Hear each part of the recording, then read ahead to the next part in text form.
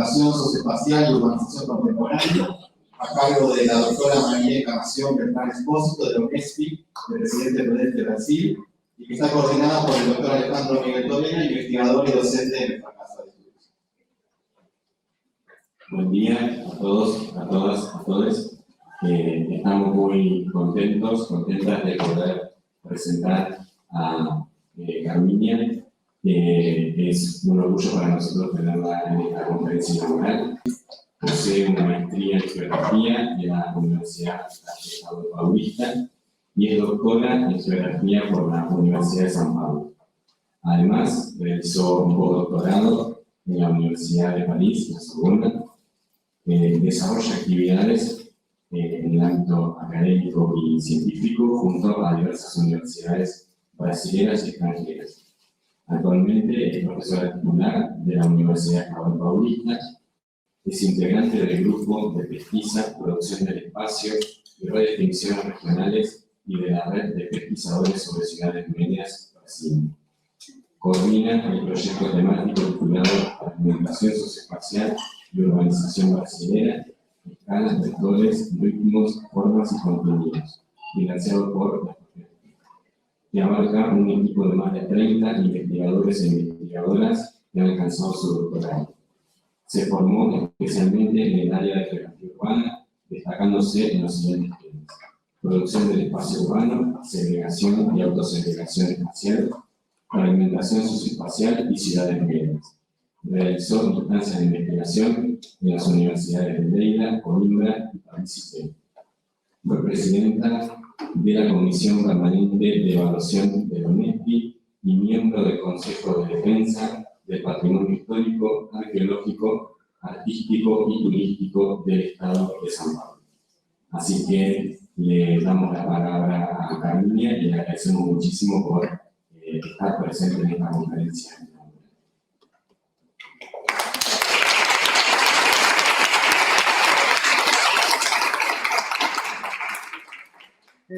Buenos días a todos y todas, a los organizadores de estas jornadas. Mi más sincero agradecimiento por la invitación. Felicitaciones por la organización de este evento científico.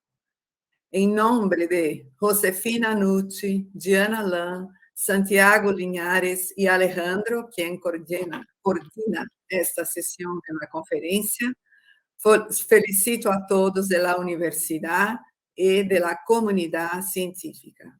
Lamento no hablar en español correctamente, así que voy a hablar en portugués. Pero las diapositivas están en su idioma.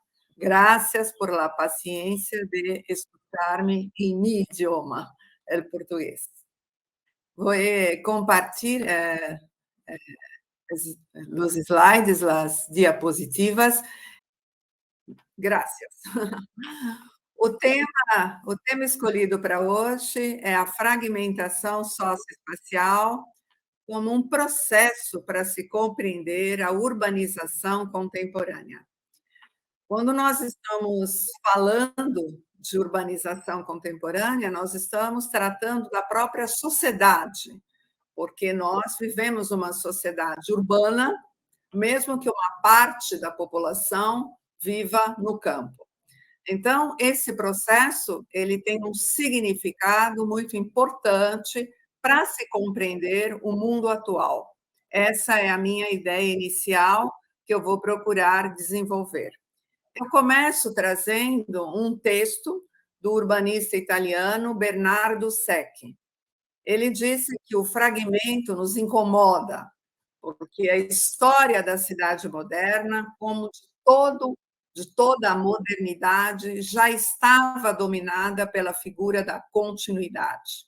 Mas separar, distanciar, se converteu, se tornou um grande paradigma para toda a política urbana moderna. Então, há aí já, há mais de um século, uma contradição.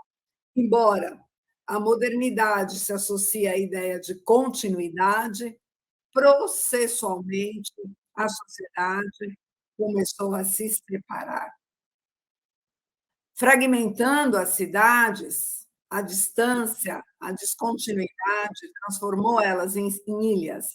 E nós temos, então, que admitir que o fragmento funcionou há muito tempo dentro da modernidade. A partir dessa ideia, desvendar, compreender a fragmentação, eu proponho um plano de exposição em 4 partes. Primeiro, falarei muito rapidamente no ponto 1 dos problemas do método. No segundo, mais longo, falarei do esforço de se buscar um novo conceito. No terceiro, tratarei de alguns resultados de pesquisa de modo muito sintético.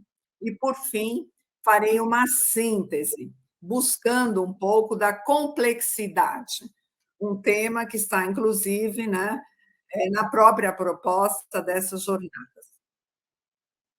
Comecemos pelos problemas de método. Primeiro, é muito importante fazer distinção entre o que é um conceito, o que é uma simples noção e o que são ferramentas metodológicas. Assim, fragmentação socioespacial é, para mim, um conceito em construção.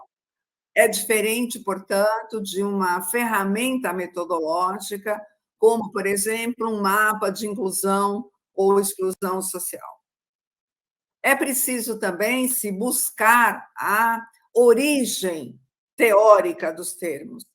E a filiação que eu encontro do conceito de fragmentação está na própria perspectiva da produção do espaço, que é uma perspectiva marxiana e não apenas marxista. Terceiro, o termo, uma palavra, quando ela nasce como conceito, ela vai também se reconstruindo à medida que a sociedade se transforma.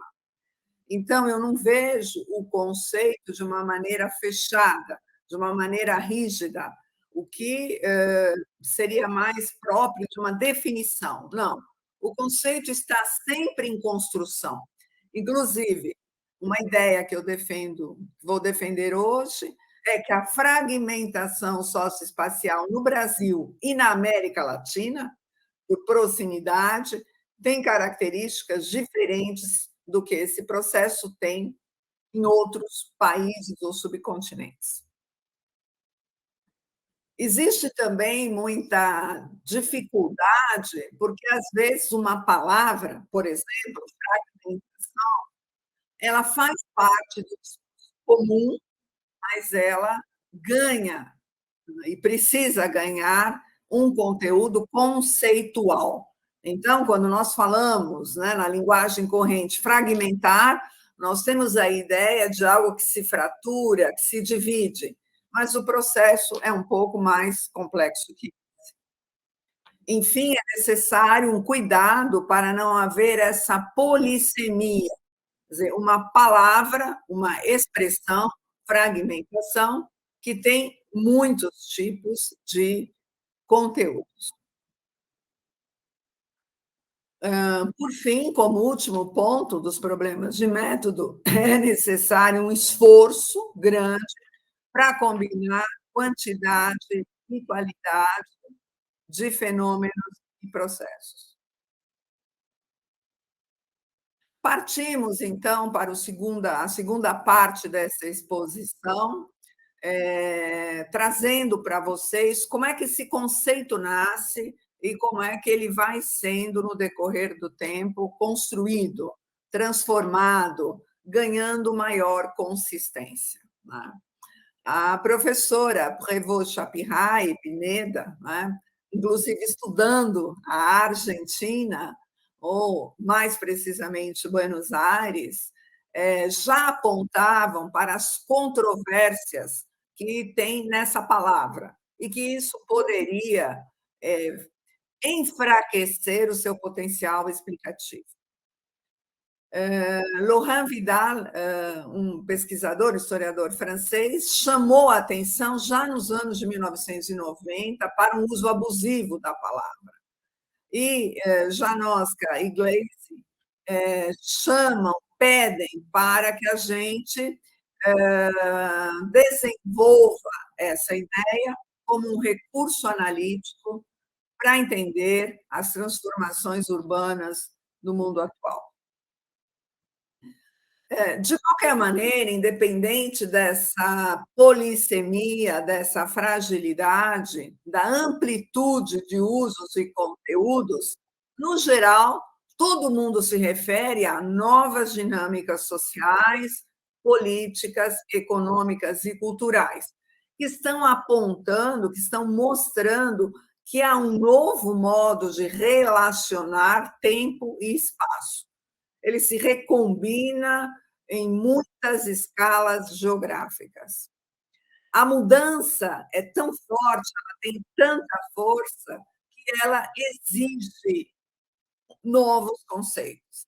Ela também explica por que durante um certo período de tempo, algumas décadas, esse conceito tem fragilidades, ele se mostra plural.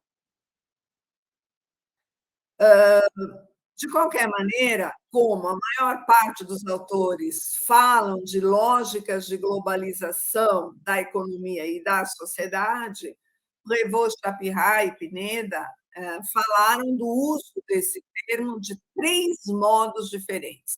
Modo número 1, o estudo das políticas públicas e de novos modos de governança das metrópoles.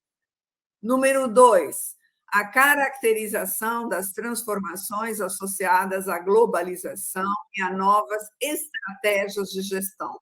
Número 3, a análise da relação entre mudança social e evolução da estrutura urbana. É nesse terceiro sentido, nessa terceira direção, câmbio social e evolução da estrutura urbana, que eu vou falar agora. Portanto, eu não vou tratar dos modos de governança das metrópoles, nem vou tratar das estratégias de gestão empresarial, mas vou me concentrar neste terceiro ponto. No caso brasileiro, foi Milton Santos o primeiro que falou de fragmentação. E ele falou disso para tratar da constituição de uma metrópole corporativa, justamente quando ele escreveu sobre São Paulo. O que o Milton Santos falou? E esse ponto eu quero destacar, porque ele vai seguir sendo uma linha mestre. Ele falou: há uma redefinição do modelo tradicional de estruturação centro-periferia. Surgem novas formas de segregação urbana. 2 pontos importantes: redefinição do modelo de estruturação centro-periferia e surgimento de novas formas de segregação. Eu vou tentar desenvolver essas ideias a partir de outros autores e depois fazendo síntese. Claro que muitos outros geógrafos têm contribuído para reforçar ou para ampliar essa ideia. Por exemplo, o geógrafo brasileiro da Universidade Federal do Rio de Janeiro, Marcelo Lopes de Souza, ele também utiliza a palavra fragmentação, o conceito fragmentação. Mas como a abordagem do Marcelo é bem sociopolítica, ele desenvolve, utiliza a ideia de fragmentação no sentido mais político e socioespacial. Para mim, eu vou adotar bastante a ideia da geógrafa portuguesa Teresa Salgueiro, que já em 2001 mostrava que a fragmentação corresponde a um novo regime de acumulação flexível, e falou de 4 características. Primeira, a cidade é um território policêntrico, havendo uma perda relativa da hegemonia do centro. Segundo, há muitos megacomplexos imobiliários que reúnem habitação, comércio, escritórios, lazer, enfim, e mostra a combinação de diferentes usos no mesmo complexo imobiliário. Número 3, aumentam os enclaves socialmente dissonantes que aparecem como espaços residenciais fechados, enfim, condomínios que mostram uma homogeneidade interna muito grande, mas que se diferenciam de tudo que está em volta deles. E isso leva ao quarto ponto, uma dessolidarização do entorno. Os indivíduos e as atividades participam cada vez mais, se organizam mais em redes de relações do que em espaços de contiguidade. Então, isso muda a relação entre proximidade e contiguidade. Se pode estar próximo e não se estar em interação, em intercâmbio social ou espacial. Se combinam, então, novos elementos. Quais são esses elementos? A existência de uma polissentralidade, a conformação de territórios descontínuos e morfologias menos integradas territorialmente. Desse modo, a relação entre proximidade e contiguidade se altera. O uso crescente do transporte individual, o aumento das possibilidades de comunicação, que inclusive se ampliaram durante a pandemia, redefine as interações espaciais entre áreas residenciais, entre áreas de trabalho, de consumo e de lazer. O resultado desses movimentos de transformação é a geração de uma geometria espacial de fluxos mais complexa, menos apoiada nos espaços de inserção imediata dos diferentes sujeitos sociais. É como se nós vivêssemos em lugares, mas nossas interações espaciais cada vez mais se enfraquecem no espaço imediato e se fortalecem no espaço mais distante. Guenola Capron já havia chamado a atenção ao analisar a cidade contemporânea sobre essa tendência à formação de todos os tipos de enclaves. Isso levaria a gente a avançar, procurar ultrapassar ou procurar delinear melhor ainda o conceito de segregação.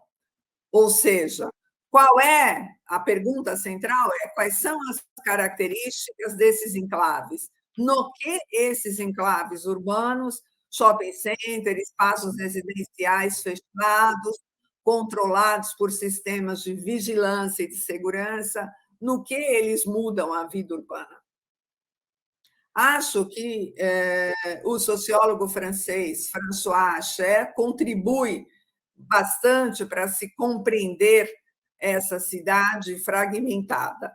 Ele faz referência à recomposição dos tempos urbanos, a uma certa tendência a mais tempos individuais, gerando novas centralidades. Então, cada vez mais, a tendência de individuação da sociedade se impõe no processo de lógica espacial urbana. A própria pesquisadora Prévost Chapirat, quando falou de Buenos Aires, já chamou a atenção a isso. Ela disse da segregação a uma atomização dissolvente. Ela fez referência às lógicas de demarcação, os limites entre eles, entre cada um de nós e os outros. Né? Aspecto, inclusive, que a pesquisadora argentina Maristela Suampa já havia mostrado nos estudos feitos sobre Buenos Aires. Relações entre territorialidade exacerbada e identidade restritiva, bastante caracterizada pela separação entre os que têm e os que não têm. E isso é uma característica forte da América Latina. constituímos sociedades marcadas pela desigualdade, e essas desigualdades ganham novos formatos. Aliás, a meu ver, é isso que ajuda também a explicar as dificuldades políticas, né, observadas nessa eleição que nós brasileiros, né, estamos vivendo nesse momento. Acabamos de ter a finalização da primeira rodada e vamos para a segunda, lutando muito para que um governo mais comprometido com transformações ganhe, mas sem saber se isso será possível, porque estamos vivenciando uma sociedade completamente separada, onde os limites entre nós e os outros estão constantemente sendo demarcados. Para o pesquisador Jean Domenico Amendola, que se preocupou em estudar a cidade, a conceituar a cidade pós-moderna, há 3 elementos que são importantes para compreendê-la. Um primeiro, a ambiguidade, todas as formas de fraturas, de separação, de limites que se estabelecem. Segundo, a fragmentação, que não é apenas uma separação no sentido material, no sentido das formas urbanas, mas sim associada a narrativas, a meta-relatos, a uma exacerbação das diferenças. Nesse sentido, um terceiro elemento é a combinação entre objetividade e subjetivismo, ou seja, à medida em que os indivíduos cada vez valem mais ou são mais importantes do que os grupos, do que as classes sociais ou do que os interesses coletivos, a subjetividade ganha maior peso na relação com a objetividade. Desse modo, para esse autor, o presente se dilata, ele se liberta do passado e ele não olha para o futuro. É como se nós tivéssemos uma exacerbação, uma radicalização do presente, do agora, do que estamos vivendo, e um apagamento, um ocultamento do passado e uma falta de perspectiva de futuro. Essas características que são da sociedade, elas vão orientando e vão se rebatendo, vão se expressando na cidade atual. De qualquer maneira, o termo fragmentação, ele se apoia nessa imagem, uma sociedade e seus territórios que se rompem em pequenos pedaços, né? Mas essa imagem ela tem que ser melhor trabalhada, porque é preciso compreender como se estabelecem as fronteiras, como os grupos se separam e como, desse modo, se desconstrói um sentimento de pertencimento. É como se houvesse um descolamento, uma separação, uma fragilização entre os laços, as linhas que ligam os indivíduos aos seus territórios.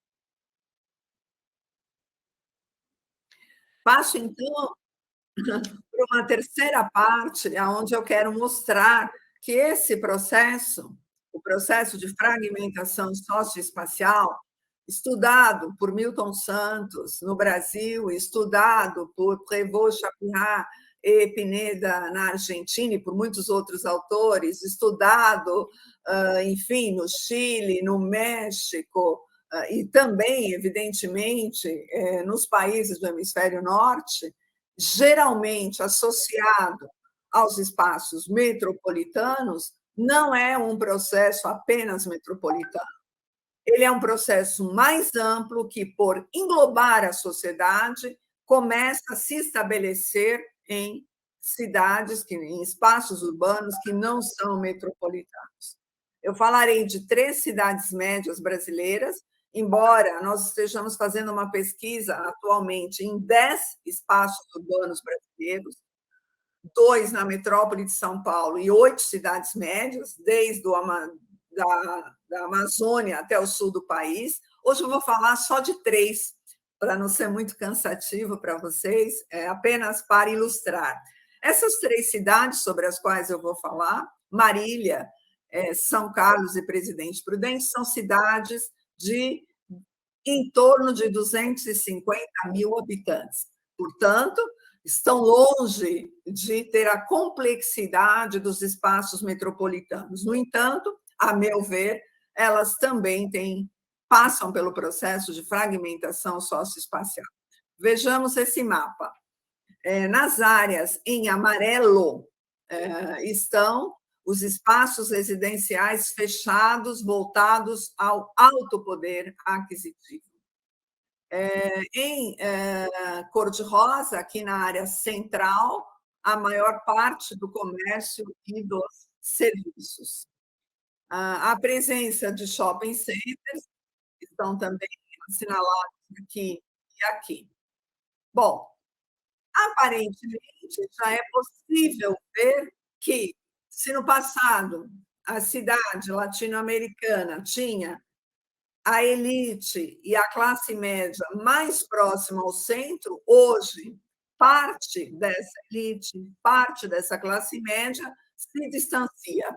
Todas as áreas que nós estamos vendo aqui, olha, eu vou assinalar para vocês, são dominadas por esses espaços residenciais fechados. Ora, isso mostra que a ideia de centro e periferia está sendo tensionada, está sendo colocada em debate, está sendo colocada em xeque.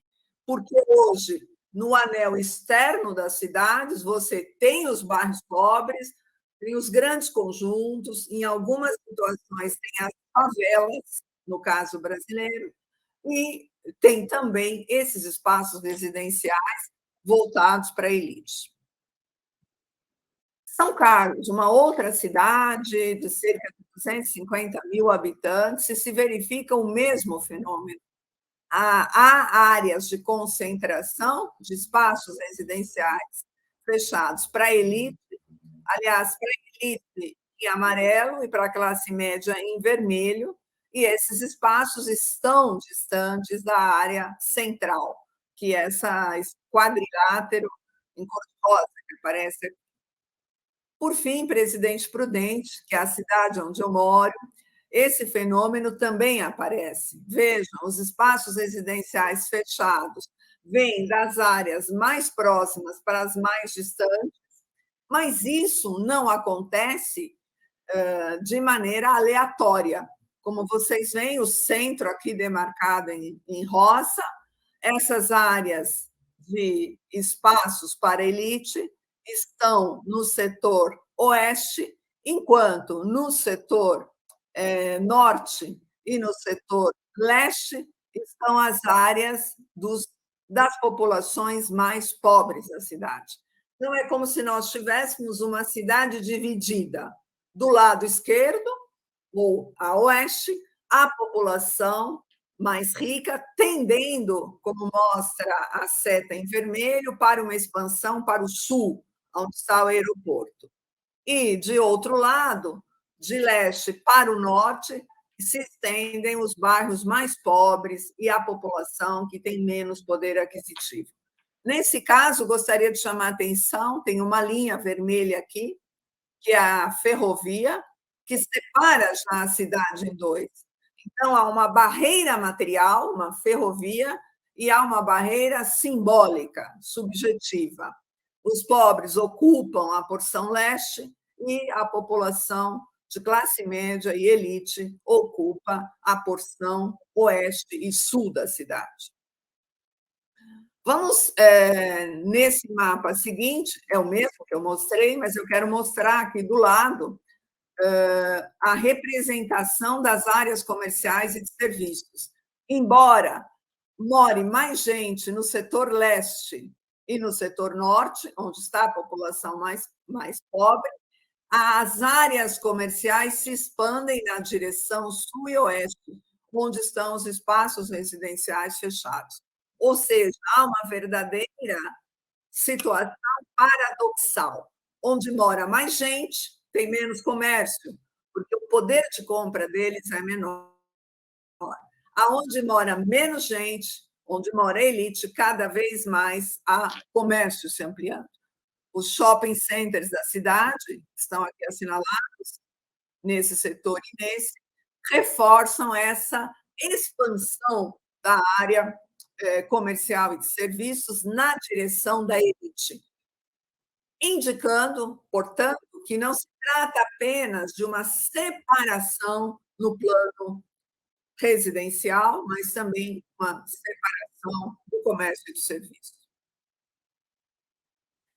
Partindo para a última parte da minha exposição, na direção de se compreender a complexidade. Eu quero, em 5 slides, 5 diapositivas, mostrar as ideias centrais, resumindo o que eu falei. Nessa primeira tela, é importante chamar a atenção que essas estruturas espaciais são mais complexas do que a estrutura centro-periferia. Elas alteram a estrutura anterior. Elas geram uma superposição, uma combinação entre uma cidade monocêntrica e agora estruturas policêntricas, porque não há apenas o centro principal, histórico, de grande significado simbólico para a sociedade, mas há outros centros. Essa separação, essa lógica, ela conduz a uma separação social radical, profunda, que combina segregação, é um processo de mais de um século, com autossegregação, com a decisão dos mais poderosos econômica e politicamente de se separar do restante da cidade. Esses dois movimentos, eles não são opostos, eles se combinam e eles vão se articulando de uma maneira que nós temos dificuldade de saber aonde termina a segregação, que é alguma coisa imposta, os que têm mais poder impõem aos que têm menos poder, e onde começa a autossegregação, que é os que têm mais poder é que se separam do restante. Esses dois movimentos, a meu ver, não são opostos, eles se combinam, porque eles fazem parte da mesma forma de ver o mundo, de ver a cidade, de viver em sociedade. A segregação, ela sempre esteve presente na vida urbana, e de maneira muito própria a partir do capitalismo, ou uma separação por grupos étnicos, religiosos ou econômicos. Mas a autossegregação, ela vai além desse movimento, em primeiro lugar, porque ela é uma decisão daqueles que estão em cima de se separar, de viver a cidade não apenas como propriedade, como apropriação efetiva ou simbólica, mas redefinindo o modo como se vive na cidade. Por quê?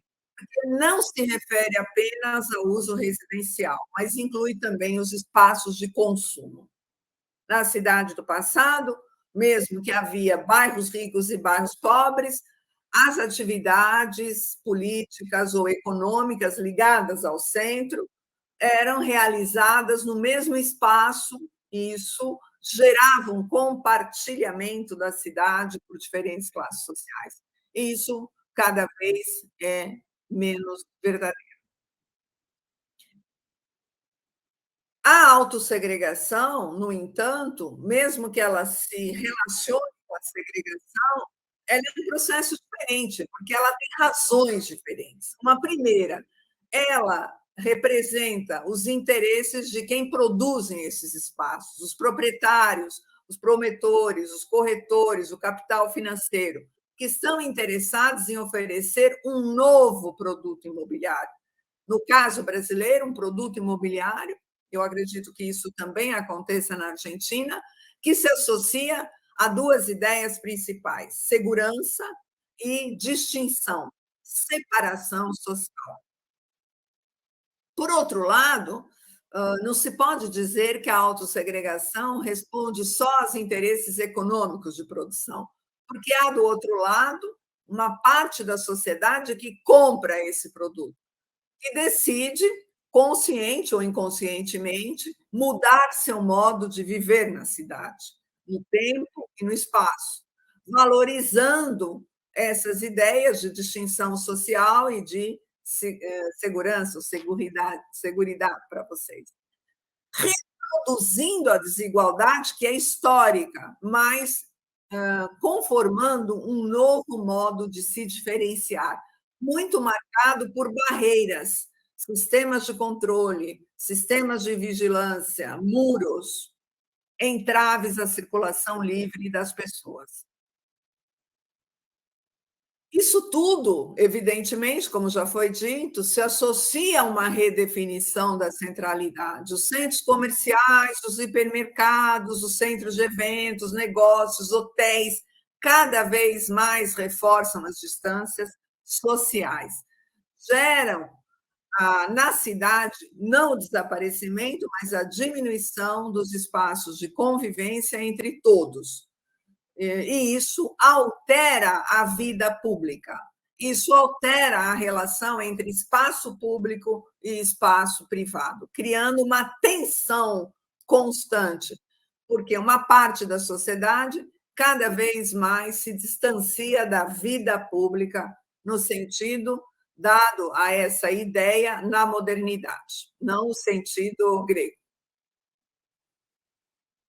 Finalmente, como uma última ideia que eu trago, eu comecei a escrever sobre ela, mas, enfim, não dava tempo de falar muito para não cansar vocês. Eu quero chamar a atenção que a fragmentação socioespacial nunca é completa, nunca é radical. Ela se combina e se superpõe contraditoriamente com a lógica centro-periférica, ou seja, a cidade do passado, a centro-periférica, ela não é apagada, ela não é destruída, ela existe e sobre ela vem uma nova lógica. Ora, os mais pobres continuam a morar nas áreas mais distantes. Só que agora essas áreas mais distantes, né, também são ocupadas por setores de classe média e elite. Então, a meu ver, e com essa proposta eu já quero ir finalizando essa conferência, nós precisamos, no âmbito da geografia, distinguir periferia urbana, que é um conceito construído para a América Latina, de condição periférica. A periferia se refere a uma área da cidade. A condição periférica é a noção que eu considero que ajudaria a compreender o fato de que os sujeitos que habitam nessas áreas, mas que, ao mesmo tempo, enfrentam a precária situação de todos os meios de consumo coletivo, infraestruturas, equipamentos, serviços como os transportes, permanecem distantes da cidade, permanecem separados da cidade, permanecem com dificuldades de se apropriar da cidade, enquanto os que moram nesses espaços residenciais fechados, circulam por carro, têm todas as condições de vida urbana, vão vivenciar essa condição periférica de um outro modo. Então, você teria uma lógica espacial que altera, torna mais complexa a ideia de periferia e exige a compreensão do que é a condição periférica dos que moram nessas áreas mais distantes do centro da cidade. Eu agradeço a todos vocês que estão me escutando, E eu agradeço também a equipe de pesquisa do projeto FragURB, o projeto Fragmentação Socioespacial e Urbanização Brasileira. O Alejandro fez referência a ele na apresentação. É esse projeto que estuda 10 áreas urbanas brasileiras que me permite fazer essas reflexões. Por isso, eu agradeço a todos os membros da equipe. E também da colonialidade, pensando nesse tripé, jogam nas práticas de governamentabilidade em relação à produção dessa segregação socioespacial, né? Principalmente pensando nos estados como o Brasil, em que quando você analisa o perfil, né, de quem compõe o poder legislativo, o poder executivo e judicial também, e na Argentina muito parecido, é um perfil composto por homens brancos, né, em sua maioria, que são produtos da própria elite, né, brasileira, no caso, e quase aristocrática, né, pensando quem compõe esses, sobretudo o judicial. Bom, essa é a pergunta.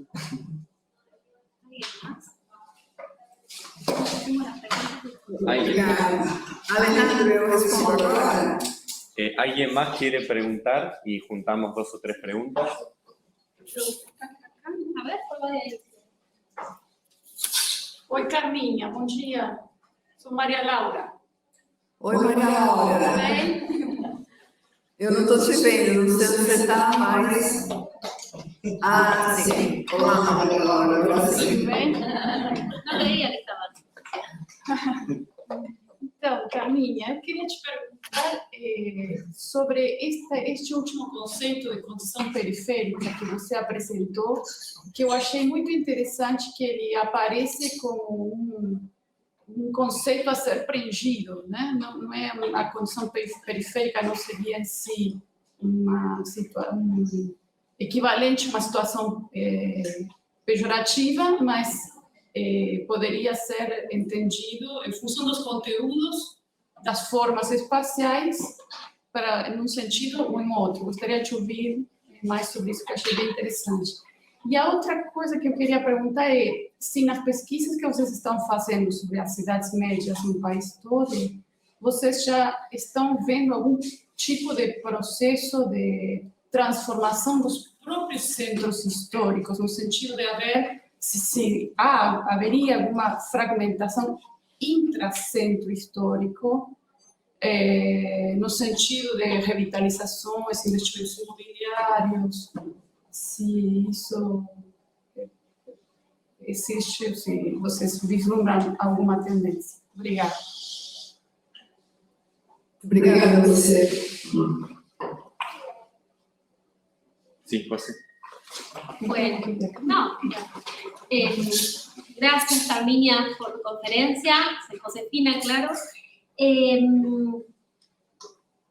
Agradezco mucho también porque aquí hay muchos estudiantes. Esa primer parte conceptual, ¿no? De fragmentación, también el aporte de distinguir la fragmentación socioespacial de la segregación y la autosegregación. Y quería, si podías hacer una reflexión y también preguntarte si en las 10 ciudades que ustedes están estudiando en Brasil están mirando con más atención a las finanzas, ¿no? Como una variable central para pensar la fragmentación socioespacial ahora también fuertemente en las ciudades medias. Y en algún sentido vos hablaste de comercio y de consumo y también de lo inmobiliario, entonces quería saber si estaban pensando las finanzas o cómo lo estaban pensando, qué estaban tomando para ver eso, si lo estaban haciendo.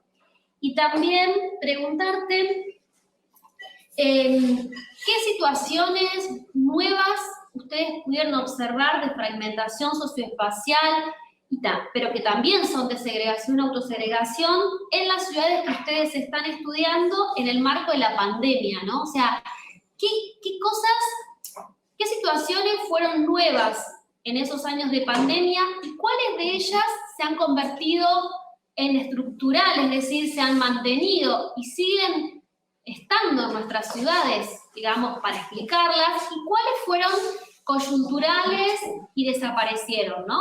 Especialmente pensando en el comercio y en el consumo, y los servicios en general, que tanto impacto tuvo claramente, o que tanto cambió nuestras ciudades en esos años, o en ese periodo de pandemia. Gracias, Carminha. Obrigada. Acho que eu vou responder, Ana, senão vai ficar muita coisa, pode ser? Sí, porque ya son bastantes preguntas, sí.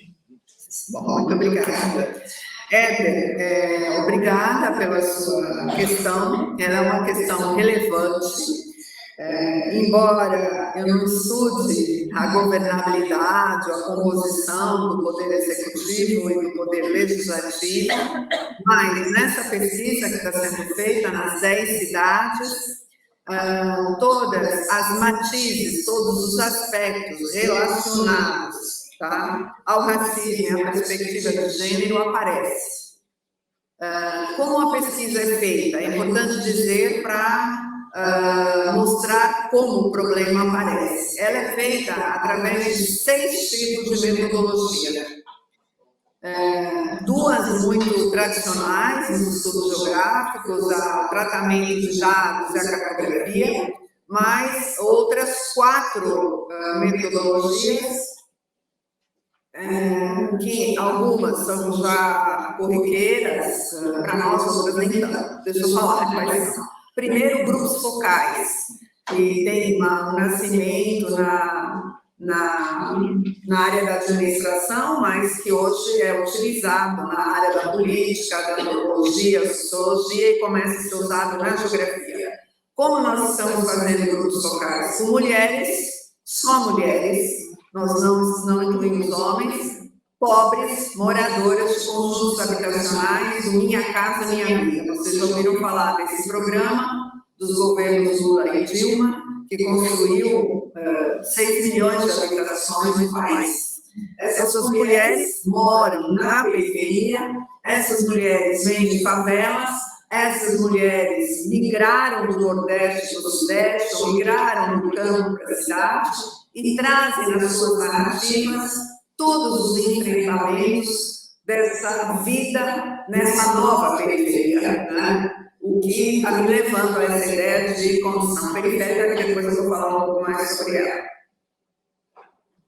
Segunda metodologia importante, são feitas entrevistas, e aí as entrevistas não são só com mulheres, são feitas 30 entrevistas por cada cidade, mais ou menos, algumas 25, algumas 35, com pessoas de todas as idades, 3 grupos etários, e por homens e mulheres, e por condição espacial diversa. Nós demos mais voz à periferia, por isso, 70% dos nossos entrevistados moram na periferia, e 30% moram nos bairros melhor equipados.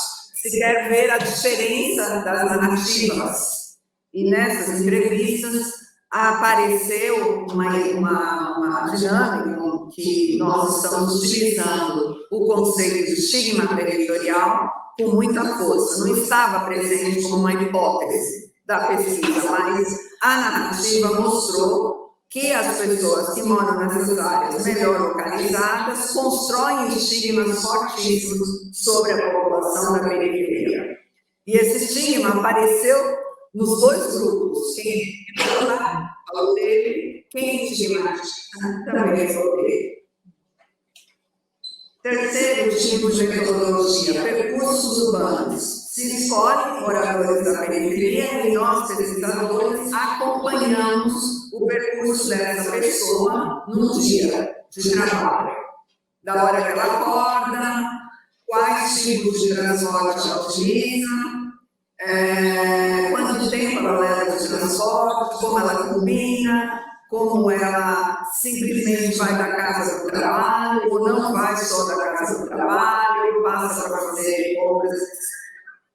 Esse percurso é acompanhado por um aplicativo do celular, que faz o mapeamento, mas é também acompanhado pelo pesquisador, que observa todas as dificuldades que um cidadino tem para ir da periferia de Santos para o local de trabalho. Quarta metodologia, a etnografia. Se busca no Instagram e no Facebook, em páginas que falam dos problemas desses bairros, quais são os temas que aparecem mais e o que os moradores ali comentam. Então, esse conjunto de 4 metodologias que são mais qualitativas e quantitativas mostram com evidência o problema do racismo e a perspectiva de gênero, que não acontece da mesmo modo em todas as cidades. Isso também é muito interessante. Tá?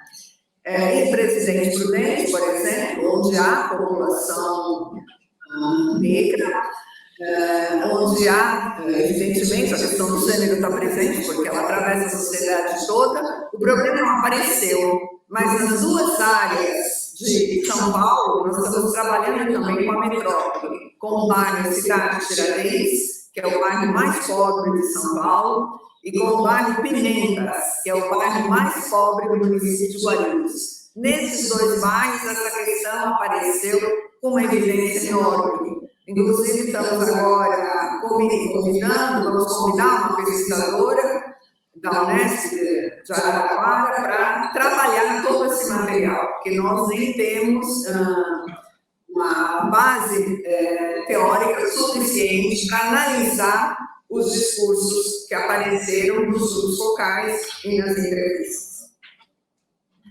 Maria Laura, obrigada da pergunta sobre a condição periférica. Eu fiz uma apresentação na UTRI ali sobre esse tema, começando a estudar.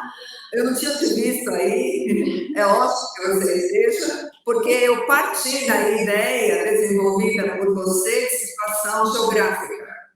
E eu parto da ideia de situação geográfica para tirar dela a ideia da condição periférica.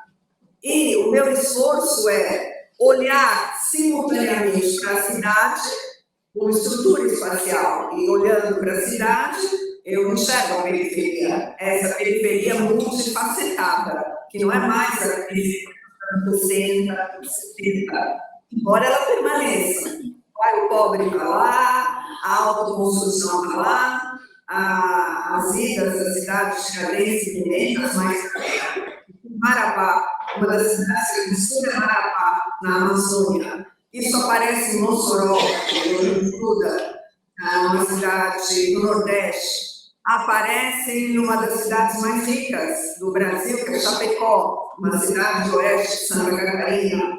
Aparece, Maria Laura, uma evidência incrível em Ribeirão Preto, né?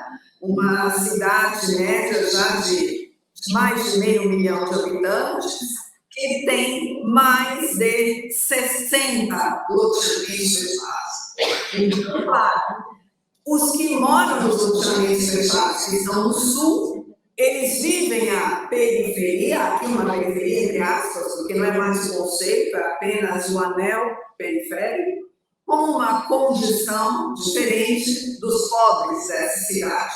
Porque no norte de Ribeirão Preto, a Califórnia brasileira, a cidade rica pelo agronegócio, existem inúmeras áreas favelizadas. E é essa condição periférica dos mais pobres que eu estou querendo dizer, porque eu acho importante nós não partirmos para a visão radical.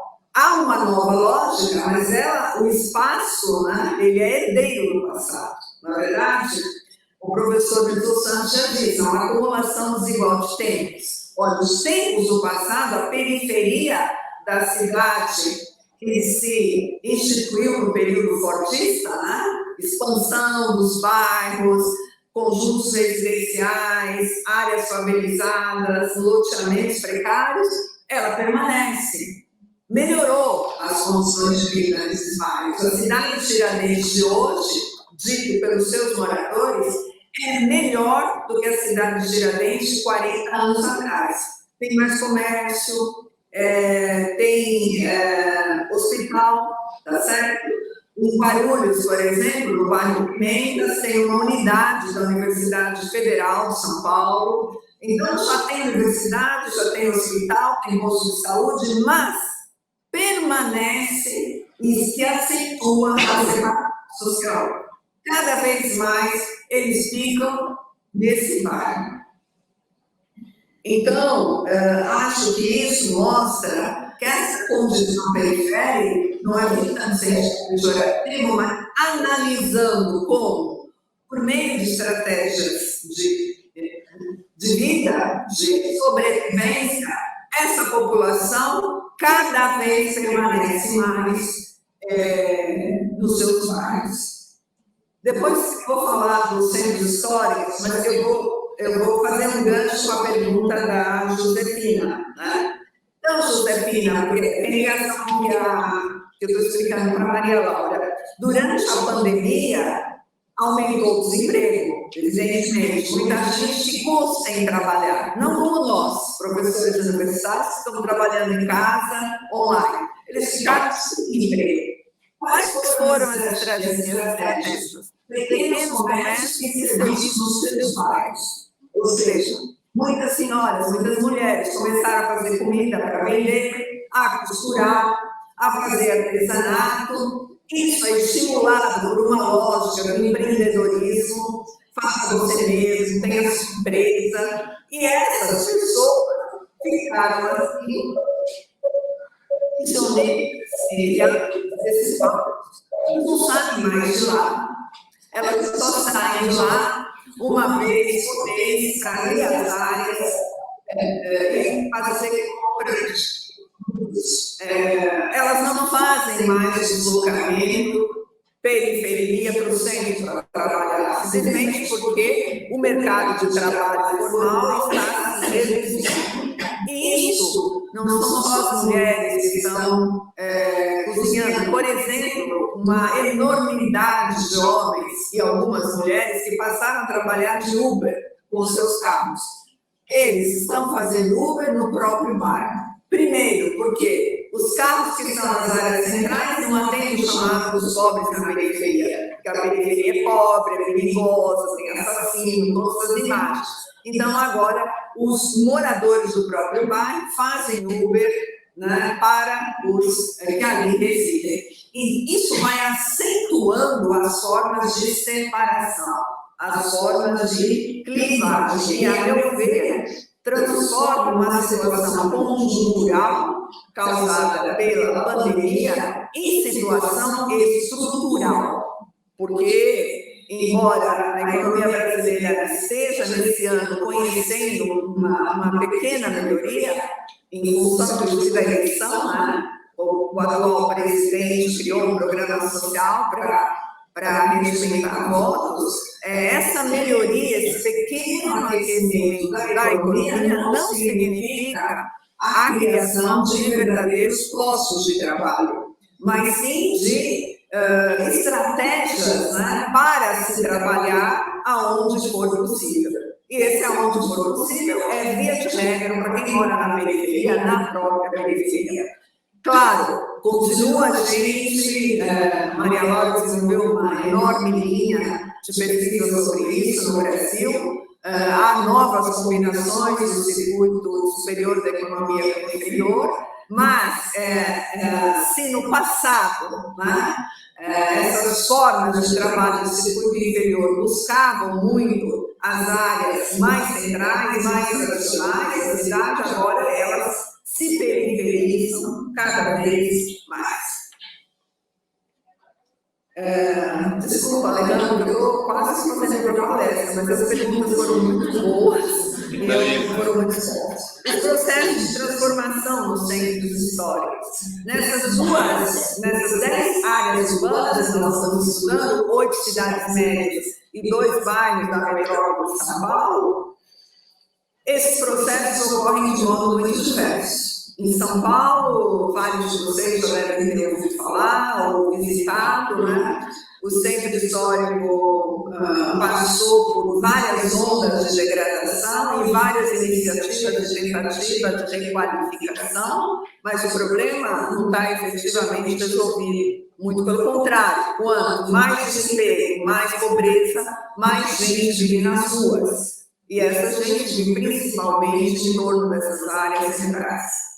Em outras situações, é por isso que tem que fazer pesquisa, que a gente tem que pôr o pé no chão, né, do meu ponto de vista.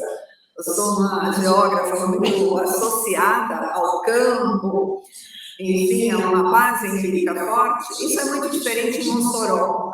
Em Mossoró, o poder político, Mossoró é uma cidade, tá, do Rio Grande do Norte, um estado do Nordeste brasileiro. Nessa cidade, um clã político importante, o Osado, estiveram no poder por 50 anos e fizeram no centro da cidade uma plataforma de construção de imaginários sobre os Osados. E essa plataforma, essa ideia de fazer do centro da cidade o símbolo do poder da família, que tem, portanto, um interesse aí escuso, ideológico, tem um fator positivo. O centro foi recuperado. Houve investimento para recuperar a estação ferroviária. Existe uma área onde há uma feira que toda a população da cidade visita, dos mais ricos aos mais pobres, mesmo que não sejam nos mesmos horários, eles estão lá. Existe feira, existe comércio, então há uma certa valorização do centro histórico nessa cidade. Em outras, há uma completa destruição, um apagamento do passado. Em Ribeirão Preto, que durante os anos 2000, a administração do PT recuperou a área central, porque há um teatro, há um hotel antigo, há um bar famoso que é o Pinguim. Esse centro vem sofrendo também perdas, e entre os nossos entrevistados que moram no sul da cidade, ninguém mais vai ao centro.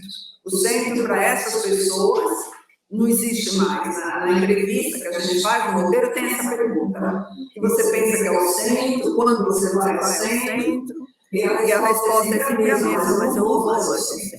O centro é ruim, o centro é perigoso, o centro é feio, o centro não tem lugar para estacionar. Mesmo que no caso de Ribeirão Preto, isso não corresponde exatamente à realidade, porque o centro não está tão destruído, como, por exemplo, ele está em Marabá. Marabá é uma cidade com 3 períodos de formação.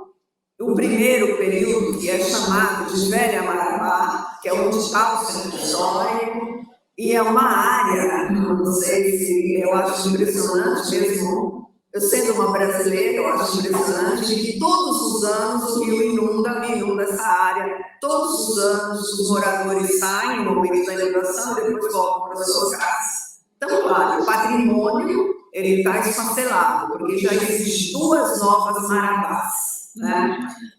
Que são chamadas de Nova Marabá e Marabá Nova.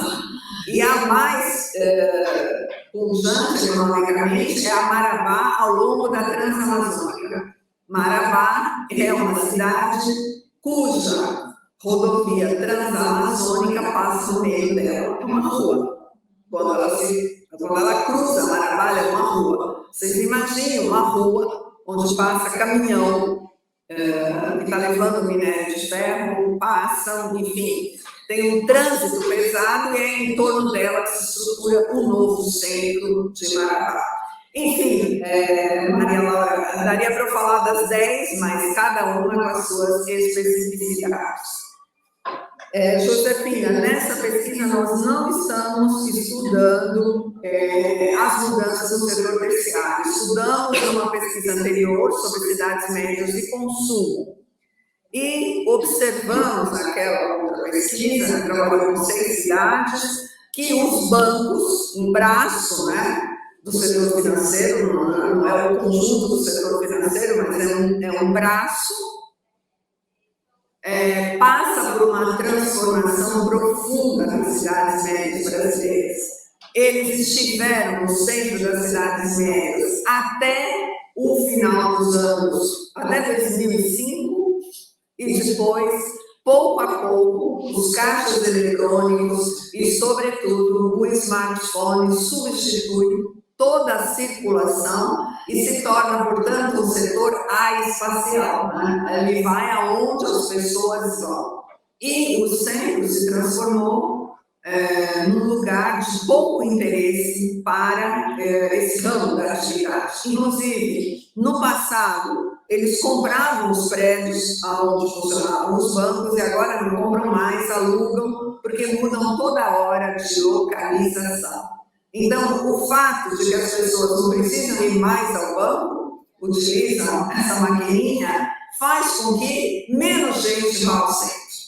E, pasmem vocês, as novas unidades dos bancos não se localizam nos bairros mais densamente ocupados. No setor norte de Ribeirão Preto, praticamente não tem nenhum banco. Mas você vai no setor sul, existem várias unidades de bancos. E isso mostra que há uma lógica espacial por trás das escolhas que fazem os bancos, que é uma lógica que não é o número de clientes, mas é o poder de compra dos clientes, como, aliás, é próprio da atividade comercial e de serviços.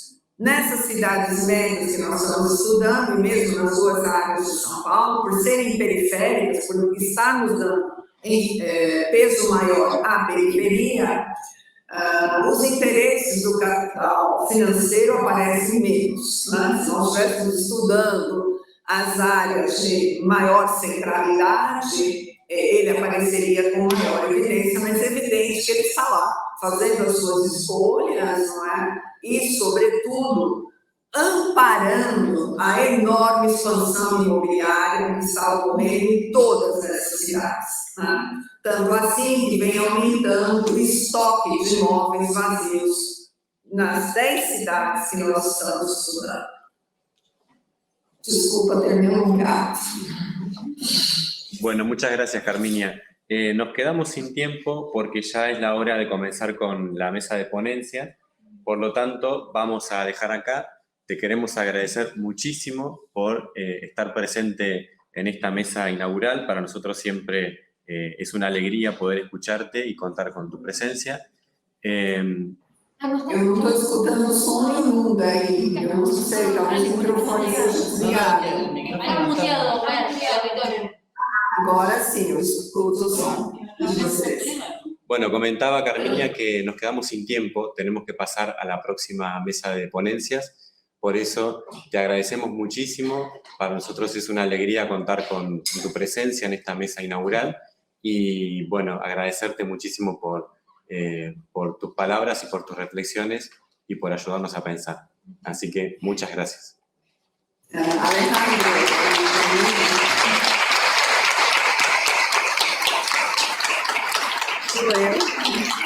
Sou eu que agradeço a oportunidade e a honra, é uma honra, de ter feito a abertura desse evento, de rever os amigos da Argentina, especialmente num período em que o nosso subcontinente enfrenta tantos desafios no plano político. Acho que a contribuição nossa da geografia é a de valorizar a ideia de que as formas como se produzem o espaço, como nós nos apropriamos deles, são formas também de luta política, e nós devemos ser críticos em relação ao que vem acontecendo nos nossos países. Então, sou eu que agradeço a honra e a oportunidade de trazer algumas ideias para vocês, e mais uma vez peço muitas desculpas por não falar em espanhol. Muito obrigada e uma